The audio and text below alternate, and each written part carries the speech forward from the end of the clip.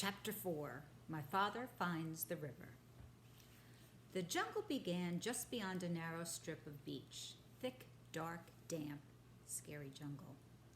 My father hardly knew where to go, so he crawled under a wahoo bush just to think, and ate 8 tangerines. The first thing to do, he decided, was to find the river because the dragon was tied somewhere along its bank.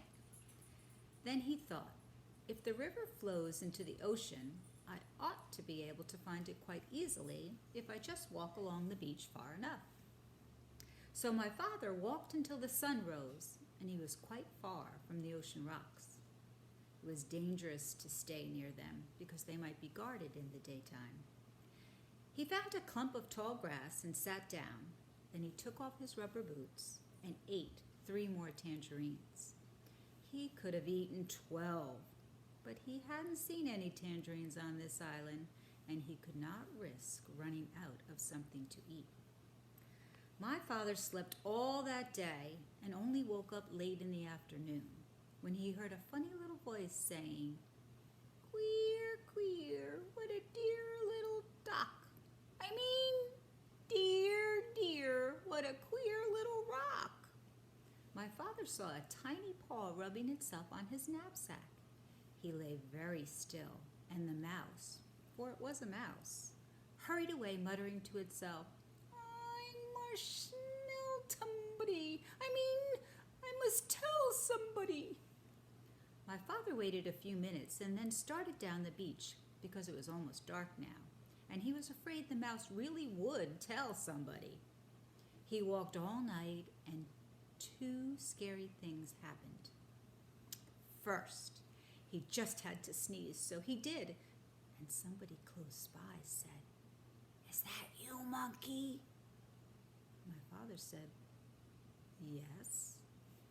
Then the voice said, "You must have something on your back, Monkey."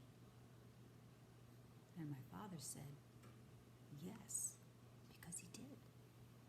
He had his knapsack on his back. "What do you have on your back, Monkey?" asked the voice. My father didn't know what to say because what would a monkey have on its back? And how would it sound telling someone about it if it did have something? Just then another voice said, "I bet you're taking your sick grandmother to the doctor's." My father said, "Yes," and hurried on. Quite by accident, he found out later that he had been talking to a pair of tortoises. I'll show you a picture.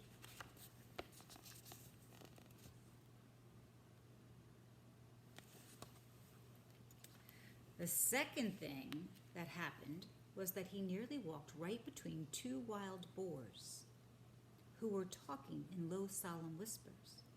When he first saw the dark shapes, he thought they were boulders. Just in time, he heard one of them say, "There are 3 signs of a recent invasion. First, fresh tangerine peels were found under the wahoo bush near the ocean rocks. Second, a mouse reported on an extraordinary rock some distance from the ocean rocks, which upon further investigation simply wasn't there. However, more fresh tangerine peels were found in the same spot, which is the 3rd sign of invasion. Since tangerines do not grow on our island, somebody must have brought them across the ocean rocks from the other island, which may or may not have something to do with the appearance and or disappearance of the extraordinary rock reported by the mouse." After a long silence, the other boar said, "You know, I think we're taking all this too seriously. Those peels probably floated over here all by themselves, and you know how unreliable mice are. Besides, if there had been an invasion, I would have seen it."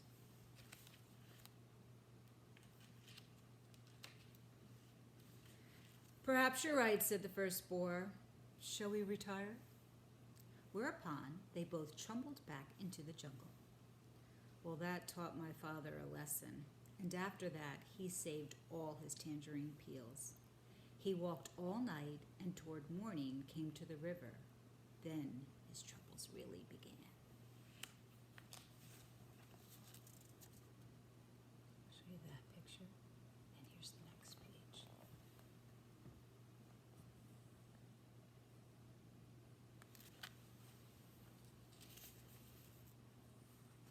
And that's chapter 5.